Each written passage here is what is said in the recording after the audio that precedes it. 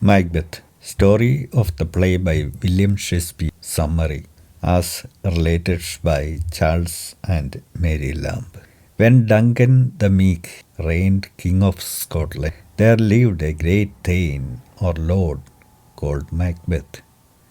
This Macbeth was a near kinsman to the king and in great esteem at court for his valour and conduct the wars, an example of which he had lately given in defeating a rebel army assisted by the troops of Norway in terrible numbers. The two Scottish generals, Macbeth and Banquo, returning victorious from this great battle, their way lay over a blasted heath, where they were stopped by the strange appearance of three figures like women, except that they had beards, and their withered skins and wild attire made them look not like any earthly creatures. Macbeth first addressed them when they seemingly offended, laid each one her choppy finger upon her skinny lips in token of silence. And the first of them saluted Macbeth with the title of Thane of Glamis. The general was not a little startled to find himself known by such creatures, but how much more when the second of them followed up that salute by giving him the title of Thane of Cawdor, to which honor he had no pretensions. And again the third bid him, All hail that shall be king hereafter. Such a prophetic greeting might well amaze him, who knew that while the king's sons lived, he could not hope to succeed to the throne. Then turning to Banquo, they pronounced him in a sort of riddling terms to be lesser than Macbeth and greater, not so happy but much happier, and prophesied that though he should never reign, yet his sons after him should be kings in Scotland. They then turned into air and vanished, by which the generals knew them to be the weird sisters or witches. While they stood pondering on the strangeness of this adventure, there arrived certain messengers from the king who were empowered by him to confer upon Macbeth the dignity of Thane of Cawdor, and even so miraculously corresponding with the prediction of the witches astonished Macbeth, and he stood wrapped in amazement, unable to make a reply to the messengers. And in that point of time, swelling hopes arose in his mind that the prediction of the third witch might in like manner have its accomplishment, and that he should one day reign king in Scotland. Turning to Banquo, he said, Do you not hope that your children shall be kings, when what the witches promised to me has so wonderfully come to pass? That hope, answered the general, might enkindle you to aim at the throne, but oftentimes these ministers of darkness tell us truths in little things to betray us into deeds of greatest consequence. But the wicked suggestions of the witches had sunk too deep into the mind of Macbeth to allow him to attend to the warnings of the good Banquo. From that time he bent all his thoughts how to compass the throne of Scotland. Macbeth had a wife to whom he communicated the strange prediction of the weird sisters and its partial accomplishment. She was a bad, ambitious woman, and so, as her husband and herself could arrive at greatness, she cared not much by what means.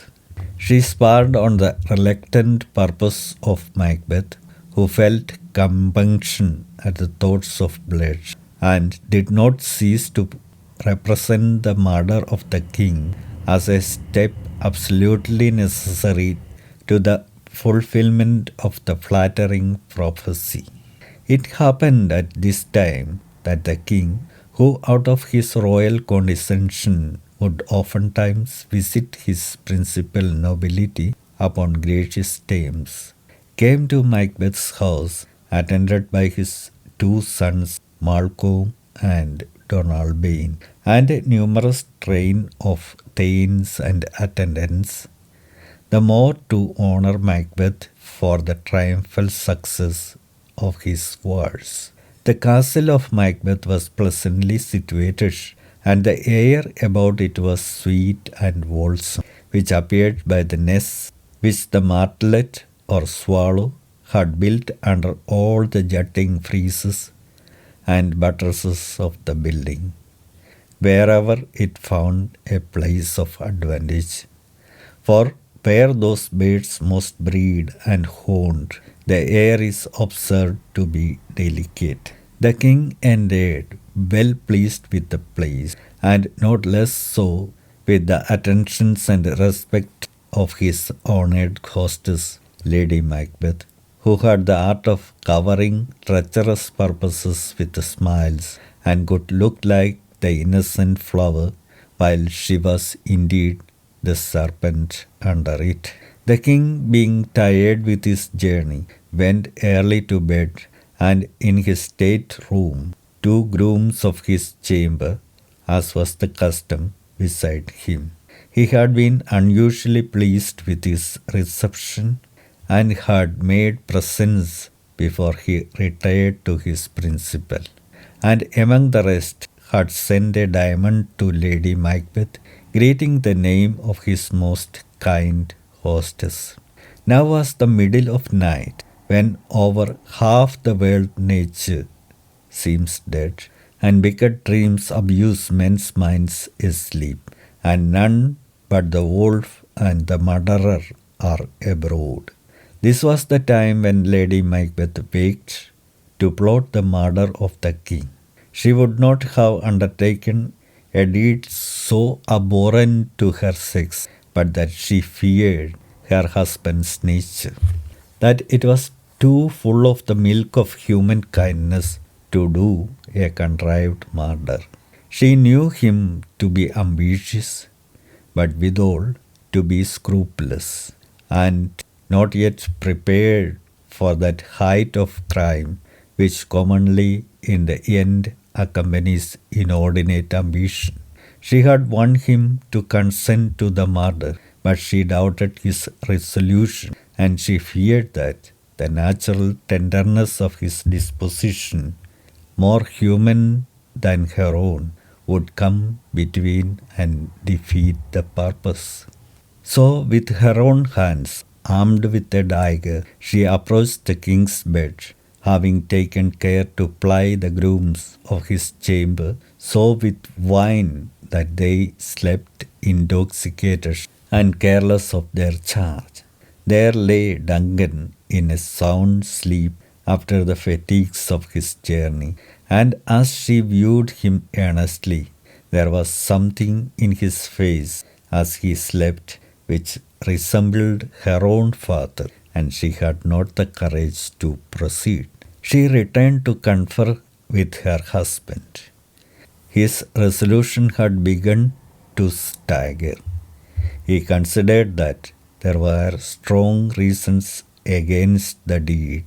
In the first place, he was not only a subject but a near kinsman to the king, and he had been his host and entertainer that day, whose duty, by the laws of hospitality, it was to shut the door against his murderers, not bear the knife himself. Then he considered how just and merciful a king this Duncan had been, how clear of offence to his subjects, how loving to his nobility, and in particular to him, that such kings are the peculiar care of heaven, and their subjects doubly bound to revenge their deaths.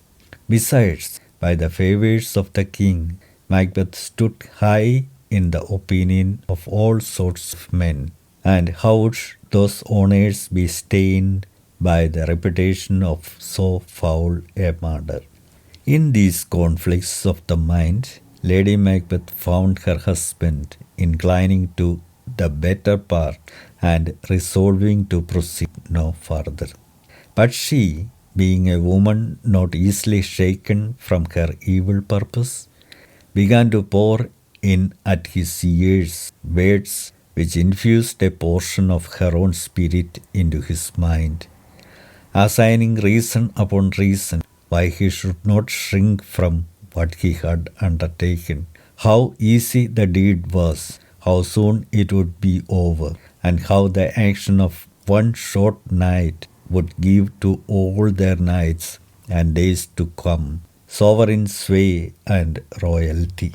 Then she threw contempt on his change of purpose and accused him of fickleness and cowardice, and declared that she had given suck and knew how tender it was to love the babe that milked her, but she would, while it was smiling in her face, have plucked it from her breast and dashed its brains out, if she had so sworn to do it as he had sworn to perform that murder.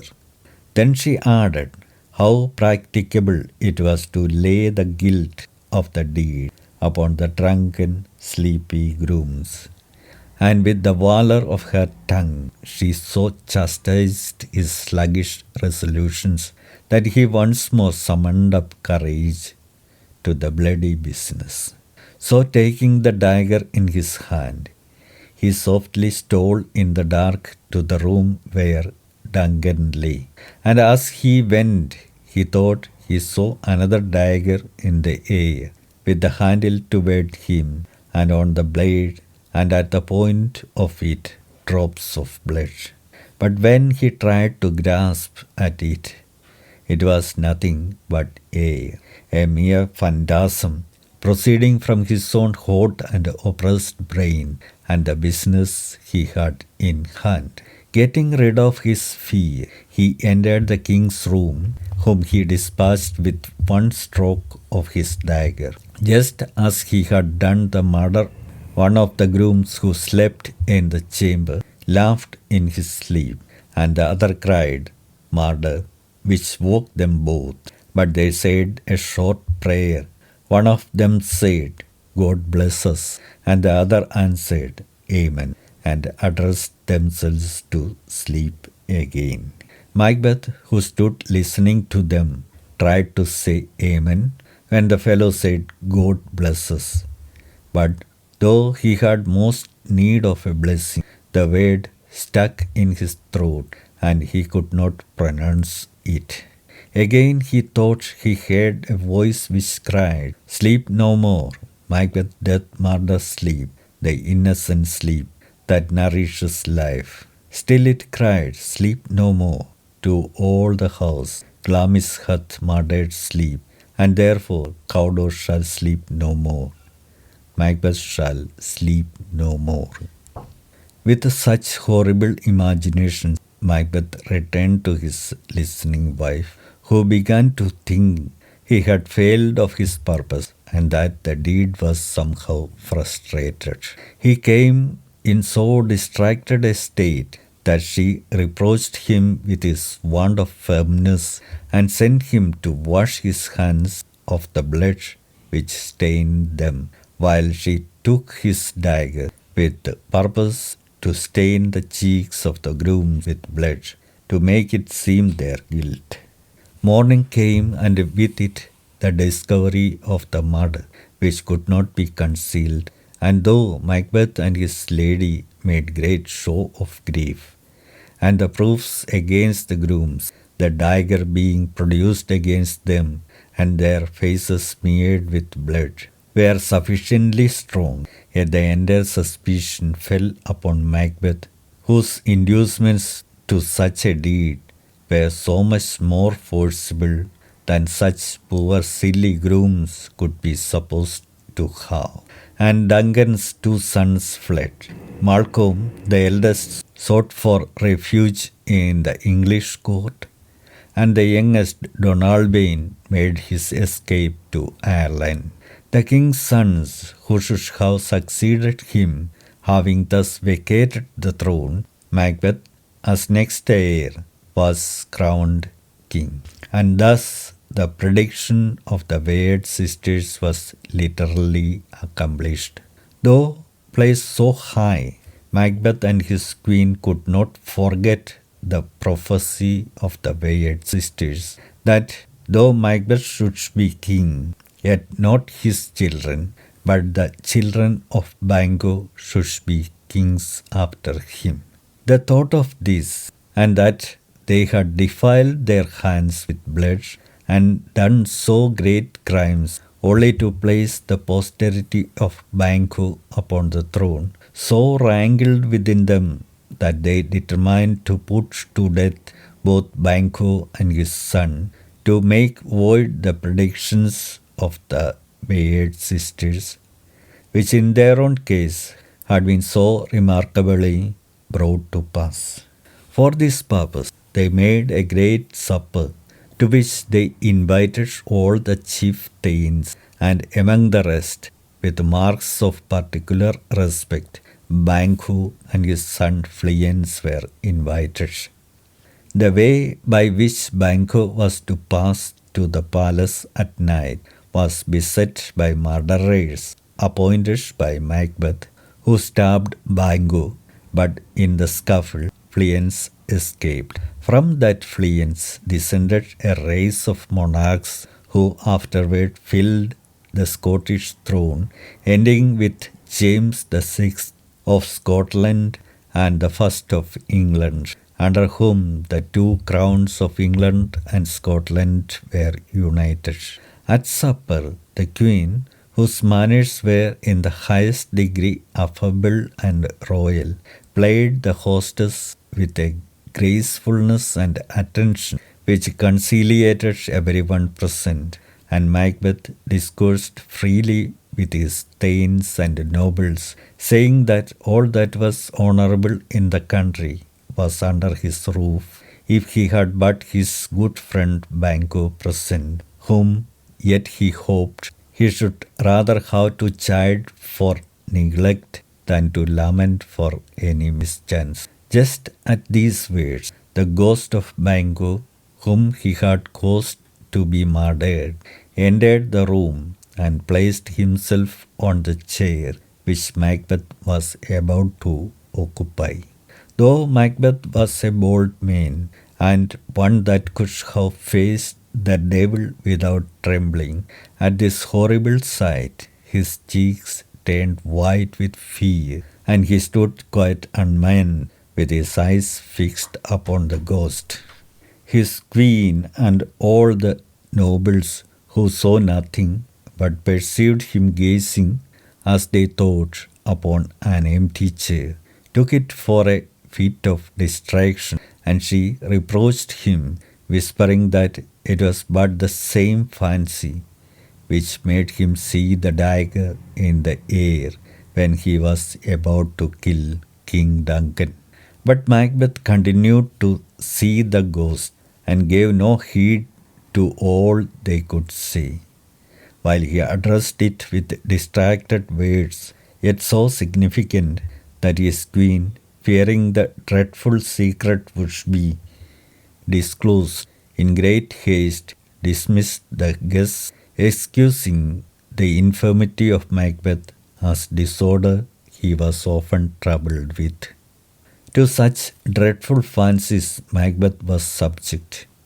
His queen and he had their sleeps afflicted with terrible dreams, and the blood of Banquo troubled them not more than the escape of Fleance, whom now they looked upon as father to a line of kings who should keep their posterity out of the throne.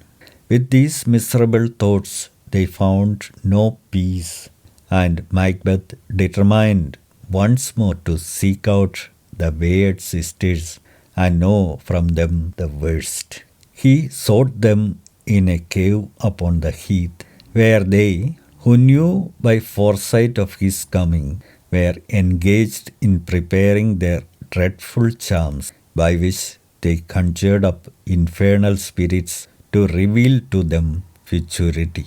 Their horrid ingredients were toads, bats, and serpents, the eye of a newt, and the tongue of a dog, the leg of a lizard, and the wing of the night owl, the scale of a dragon, the tooth of a wolf, the maw of a ravenous salt sea shark, the mummy of a witch, the root of the poisonous hemlock.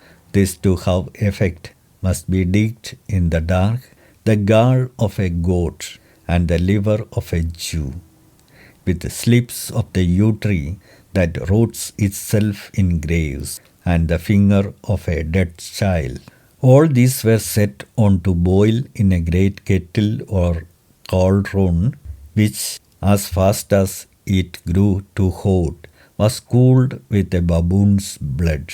To these they poured in the blood of a sow that had eaten her young, and they threw into the flame the grease that had sweated from a murderer's gibbet. By these charms they bound the infernal spirit to answer their questions. It was demanded of Macbeth whether he would have his doubts resolved by them or by their masters, the spirits. He, nothing daunted by the dreadful ceremonies which he saw, boldly answered, "Where are they?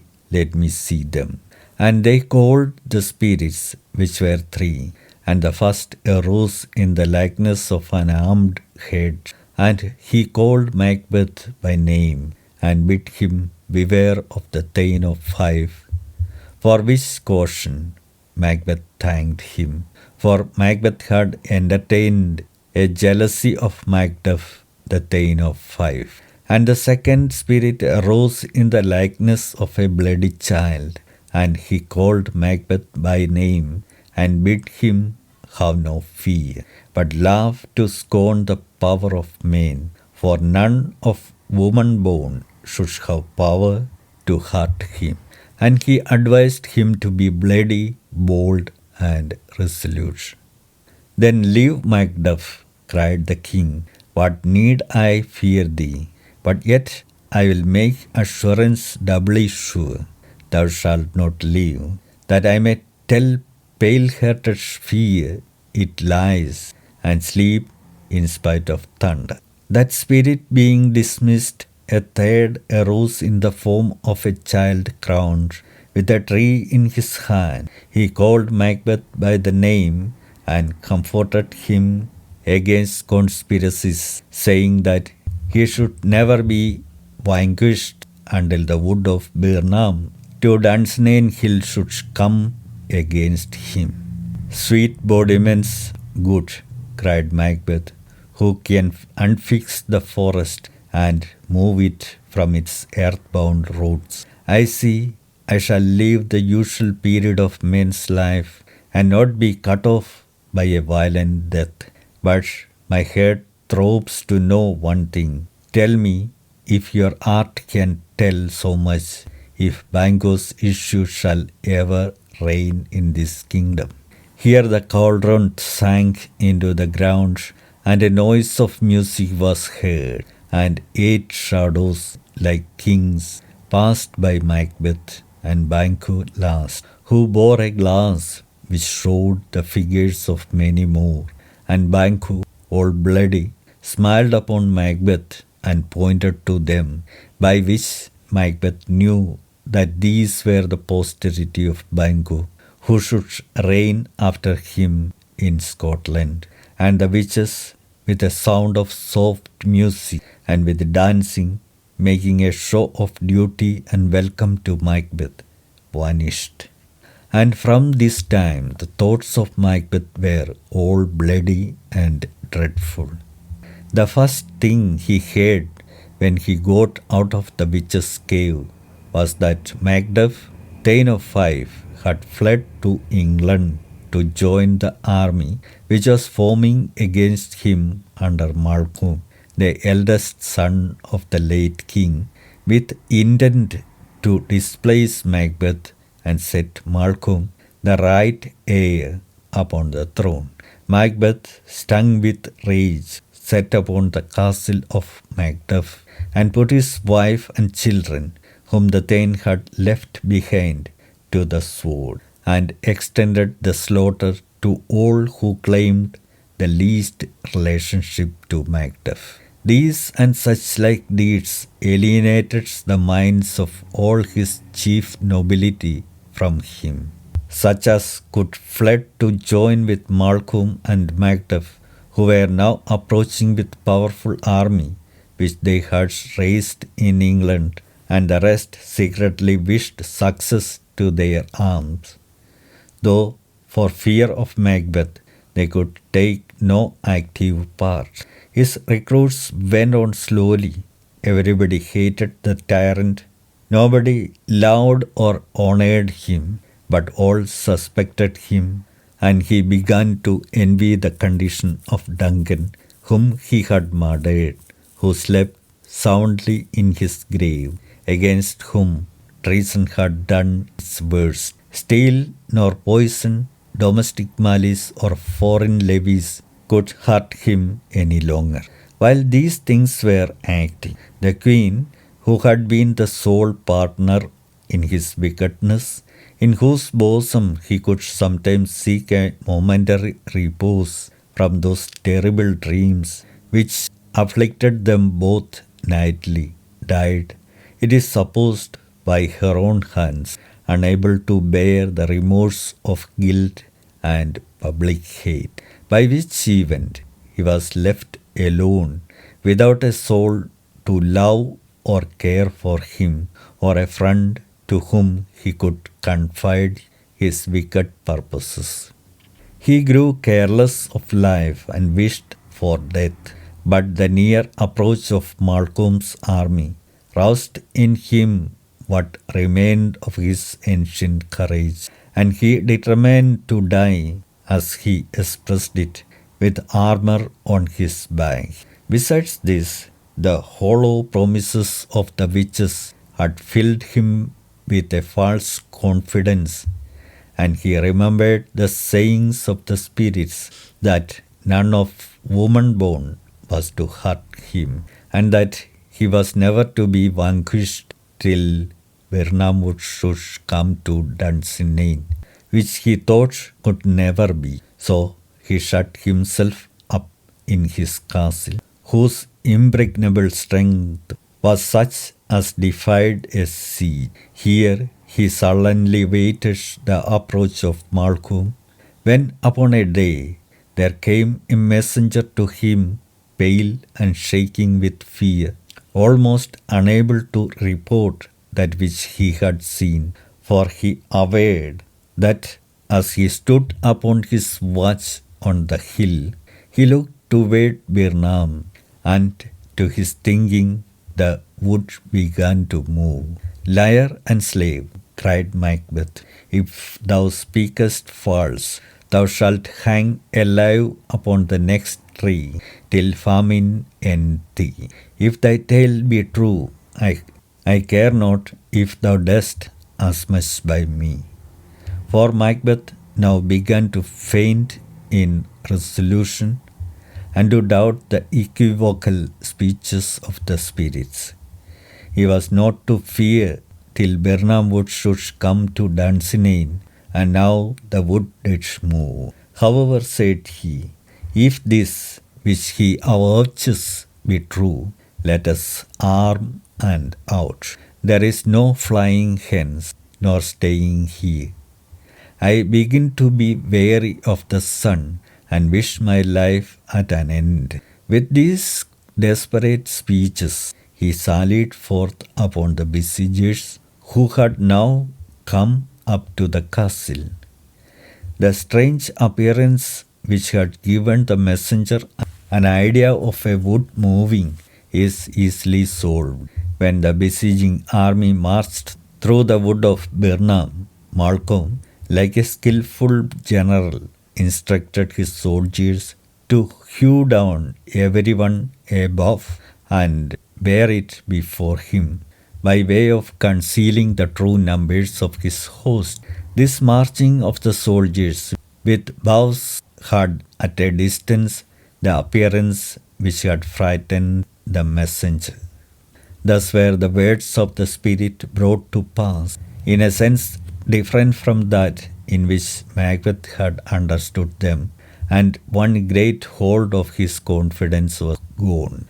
And now a severe skirmishing took place, in which Macbeth, though feebly supported by those who called themselves his friends, but in reality hated the tyrant, and inclined to the party of Malcolm and Macduff, yet fought with the extreme of rage and valour, cutting to pieces all who were opposed to him, till he came to where Macduff was fighting.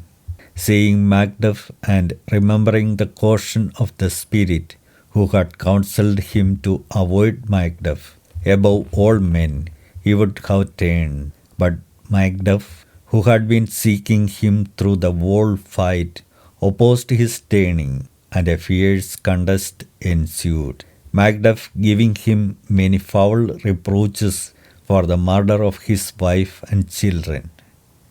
Macbeth, whose soul was charged enough with blood of that family already, would still have declined the combat, but Macduff still urged him to it, calling him tyrant, murderer, hellhound, and villain. Then Macbeth remembered the words of the spirit, how none of woman born should hurt him, and smiling confidently, he said to Macduff, "Thou losest thy labour, Macduff, as easily thou mayst impress the air with thy sword as make me vulnerable. I bear a charmed life, which must not yield to one of woman born." "Despair thy charm," said Macduff, "and let that lying spirit whom thou hast served tell thee that Macduff was never born of woman, never as the ordinary manner of men is to be born, but was untimely taken from his mother." "Accursed be the tongue which tells me so," said the trembling Macbeth, who felt his last hold of confidence give way. "And let never man in future believe the lying equivocations of witches and juggling spirits who deceive us in words which have double senses, and while they keep their promise literally, disappoint our hopes with a different meaning. I will not fight with thee." "Then leave," said the scornful Macduff. "We will have a show of thee, as men show monsters, and a painted board on which all be written, here men may see the tyrant." "Never," said Macbeth, whose courage returned with despair. "I will not live to kiss the ground before young Malcolm's feet, to be baited with the curses of the rabble. Though Birnam wouldst be come to Dunsinane, and thou opposed to me, who was born of woman, yet will I try the last." With these frantic words he threw himself upon Macduff, who, after a severe struggle, in the end overcame him, and cutting off his head, made a present of it to the young and lawful king Malcolm, who took upon him the government which, by the machinations of the usurper, he had so long been deprived of, and ascended the throne of Duncan the Meek among the acclamations of the nobles and the people.